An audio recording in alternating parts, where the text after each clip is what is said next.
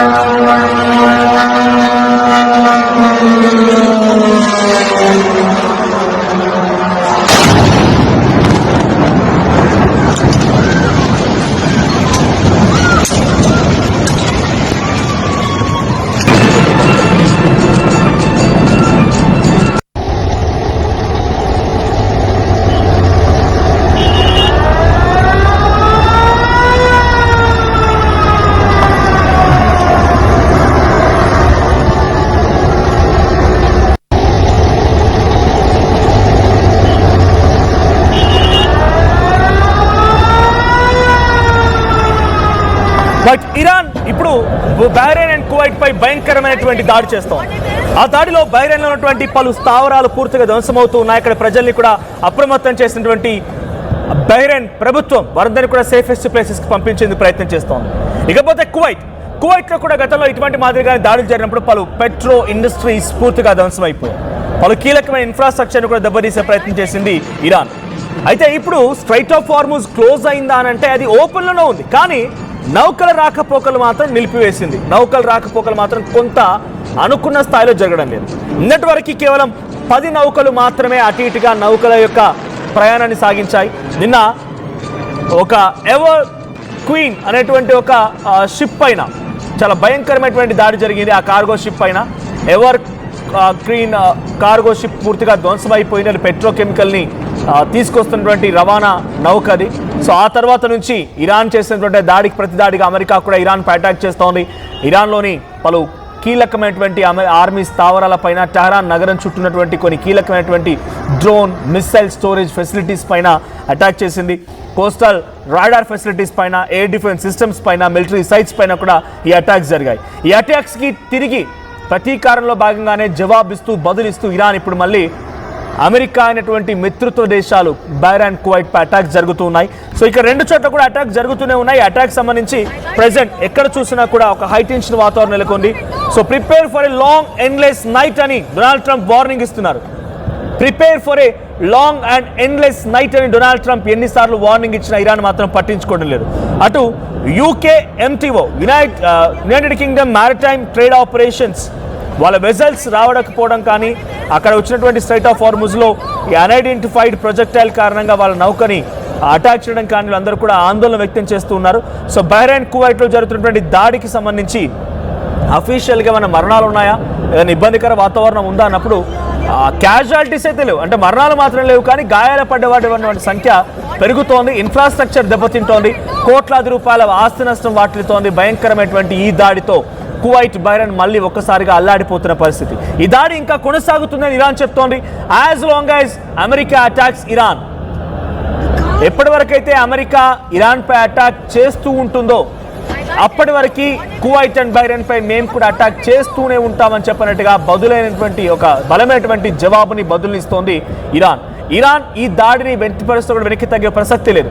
మీకు కనుక గుర్తుండుంటే అమెరికా మొదటిసారిగా ఫిబ్రవరి 27వ తేదీన అలీ ఖమేనీ అంతమందించిన రోజున బహుశా వాళ్ళు ఊహించినటువంటి ఒక మాట ఏంటంటే, ఆ మొదటి రోజున మేము అటాక్ చేస్తాం, రెండో రోజున వాళ్ళు సైలెంట్ అయిపోతారు, వాళ్ళ లీడరే పూర్తిగా దెబ్బతిన్న తర్వాత వాళ్ళు ఏం యుద్ధం చేయగలుగుతారన్నట్టుగా భావించింది అమెరికా. కానీ ఈ యుద్ధాన్ని సుమారుగా 3 నెలల పాటుగా తీసుకురాగలిగింది ఇరాన్. 3 నెలలు కాదు, ఇంకంతకు మించి అవుతోంది. ఇప్పుడు చర్చలు జరుగుతున్నాయి స్విట్జర్లాండ్లో. 2 దేశాలకు సంబంధించినటువంటి శాంతి ఒప్పందం, cease fire agreement, 60 days of discussions. ప్రతిరోజు అంశంపై చర్చిద్దాం, ఈ మొత్తం యుద్ధానికి ఒక శాశ్వత పరిష్కార మార్గాన్ని, ఒక పూర్తిస్థాయి శాంతి వాతావరణాన్ని నెలకొల్పుదామని చెప్పి అమెరికా ఇరాన్ ఇద్దరు కూడా నిర్ణయించి స్విట్జర్లాండ్ వేదికగా ఇప్పుడు 2 దేశాలు కూడా చర్చలకు కూర్చుంటున్నాయి. జేడి వ్యాన్స్ అటెండ్ అయ్యారు, ఇటు అర్గాచి అటెండ్ అయ్యారు, ఇరాన్ నుంచి ఫారెన్ మినిస్టర్గా పెజెస్కిన్ అటెండ్ అవుతూ ఉన్నారు. మధ్యవర్తిగా ఉన్నటువంటి కువైట్ నుంచి కానీ, మధ్యవర్తిగా ఉన్నటువంటి కువైట్ అండ్ అటు పాకిస్తాన్ ప్రధాని షెహబాజ్ షరీఫ్ అండ్ ఆసిమ్ మునీర్లు కూడా అటెండ్ అయ్యారు. ఈ డిస్కషన్ జరుగుతున్న తరంలో అటాక్స్ జరుగుతూనే ఉన్నాయి. నిన్న మరి ఆ అటాక్ ఎందుకు జరిగింది, ఇరాన్ చెప్తున్న మాట ఏంటి, ఐఆర్జీఎస్ చెప్తున్న మాట ఏంటి, ఎందుకు ఆ నౌకపై అటాక్ చేయాల్సి వచ్చిందన్నప్పుడు స్ట్రైట్ ఆఫ్ హార్మూజ్ని మేము వదిలేసాం, ఫ్రీగా వెళ్తూ ఉన్నాయి. కానీ మా రాడార్ సిస్టమ్కి తప్పించుకొని తప్పుదో పట్టించే విధంగా నావిగేషన్ని ఆఫ్ చేసుకొని వెళ్తున్నటువంటి ఒక నౌకపై మేము అటాక్ చేసాం. కారణం అది రాడార్ సిస్టమ్ నుంచి ఆఫ్ చేసుకొని వెళ్ళే విధంగా నావిగేషన్ ఆఫ్ చేసుకుంది అనుకున్నప్పుడు సో దాని నుంచి మాకు ఏదైనా ప్రమాదం ఉంటుందా అనే అనుమానం మాకు వ్యక్తమైంది కాబట్టి అటాక్ జరిగింది.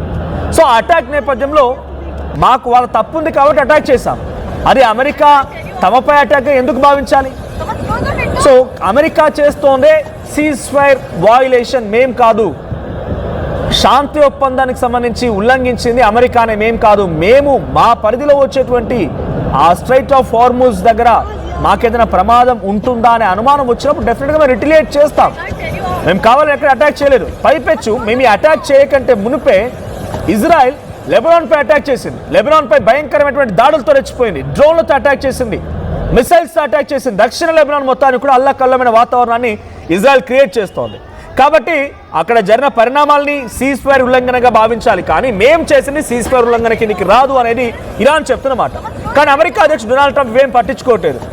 You please get ready and be prepared for a long and endless night ఆయన చేస్తున్నటువంటి ఒక కామెంట్ ఇది. అమెరికా చేసినటువంటి ఆ కామెంట్స్కి ఇరాన్ కూడా ఏమాత్రం భయపడలేదు. ఎస్ వీఆర్ రెడీ అని చెప్తోంది ఇరాన్. ఐఆర్జీసీ కార్ప్స్ చెప్తున్న మాట అది. ఎందుకంటే మాపై దాడి చేసి మళ్ళీ మేము ఊరుకోమంటే ఎలా ఊరుకుంటాం? రాడార్ సిస్టమ్ పై అటాక్ జరుగుతోంది. వీళ్ళు ఇచ్చినటువంటి కండిషన్స్లో ఏదైతే 14 కండిషన్స్ని కీలకంగా తీసుకొని ఈ సీజ్ ఫైర్ అండర్స్టాండింగ్ జరిగిందో, ఆ అగ్రిమెంట్ జరిగిందో, ఆ 14 కండిషన్స్లో ప్రాక్సీ దేశాలైనటువంటి లెబనాన్ కానీ, సిరియాలు కానీ, యెమెన్స్ కానీ వీళ్ళపై అటాక్ని కూడా మాపై అటాక్గానే భావిస్తామని ఇరాన్ పెట్టిన కండిషన్. మన ఇరాన్ పెట్టిన కండిషన్ని ఇజ్రాయెల్ బ్రేక్ చేసినప్పుడు అమెరికా ఇరాన్ సీజ్ ఫైర్ ఉల్లంఘన జరిగింది అని చెప్పి ఎలా చెప్పగలుగుతుంది అనేది ఇరాన్ చెప్తున్నమాట. సో లెబనాన్పై అటాక్స్ ఉన్నాయి, అమెరికా ఇరాన్పై అటాక్స్ ఉన్నాయి. ఇవన్నీ నేపథ్యంలోనే ఇప్పుడు కువైట్ బహ్రెయిన్ పైన భయంకరమైనటువంటి మిసైళ్లతో ఇరాన్ విరుచుకుపడుతుంది. ఐఆర్జీసీ కార్ప్స్ విరుచుకుపడుతున్నారు. నిమిషానికి ఒక మిసైల్ డ్రోన్ చొప్పున కువైట్ బహ్రెయిన్ లాంటి దేశాలని అల్లకల్లోలం చేస్తుంది ఇరాన్. సో చిన్న దేశం బహ్రెయిన్ అనేది చాలా చిన్న దేశం. ఆ దేశాన్ని పూర్తిగా తమ మిసైల్ డ్రోన్లతో చుట్టుముట్టేసింది. కొంత యాంటీ డిఫెన్స్ టీమ్స్, డిఫెన్స్ టీంలు, radar systems and air defence systems అన్ని యాక్టివేట్ అయ్యాయి. వాటిని మిసైల్ అండ్ డ్రోన్లని గాల్లో పేల్చేసే ప్రయత్నం చేస్తున్నారు. బట్ అడపాతడపా ఒకటి డెఫినెట్గా ఆ దేశాలపై పడిపోతాయి, అక్కడ బ్లాస్ట్ అవుతూ ఉంటాయి. అక్కడ చాలా పెద్ద మొత్తంలో మేజర్గా చాలామందికి ఒక విభిన్నమైనటువంటి యుద్ధ వాతావరణం కనిపిస్తూనే ఉంది. సో మరణాల సంఖ్య లేదు, కానీ భయంకరమైనటువంటి క్యాజువాలిటీస్ మాత్రం నమోదవుతూ ఉన్నాయి. చాలామంది గాయాలపాలే ఆసుపత్రిలో చికిత్స పొందుతున్నారు. సో ఈ కువైట్ దేశాల్లో, ఈ బహ్రెయిన్ లాంటి దేశంలో, గల్ఫ్ కంట్రీస్లో మ్యాక్సిమం వాళ్ళందరూ కూడా ఐరన్ డోమ్ వాళ్ళు ఒకరిని ప్రత్యేకమైన బంకర్లు ఏర్పాటు చేసుకుంటారు. ఎప్పుడైనా ఏ క్షణమైన దాడి జరిగే అవకాశం ఉంది కాబట్టి ఆ బంకర్లని, సీక్రెట్ ప్లేసెస్ని ఏర్పాటు చేసుకుంటారు.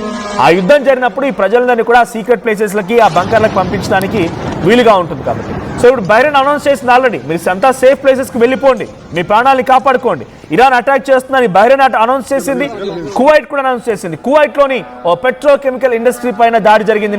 ఆ దాడికి సంబంధించిన సంఘటన పెద్ద ఎత్తున కువైట్ దేశాన్ని ఇప్పుడు చాలా తీవ్రంగా ఆస్తి నష్టాన్ని వాటిలో విధంగా చేస్తున్నట్టుగా అమెరికా చెప్తోంది. సో అమెరికా మిత్రపక్షమైనటువంటి ఈ దేశాలపై అటాక్ చేయడాన్ని చాలా సీరియస్గా తీసుకున్నారు ట్రంప్. మరి ట్రంప్ ఎలా రిటిలియేట్ అవుతారు, ఇరాన్ దాడిని ఎలా తిప్పికొడతారు, ఇరాన్ ఇంకా ఎంతలా ఈ దాడి డోసేజ్ని పెంచబోతుందో చూడాలి.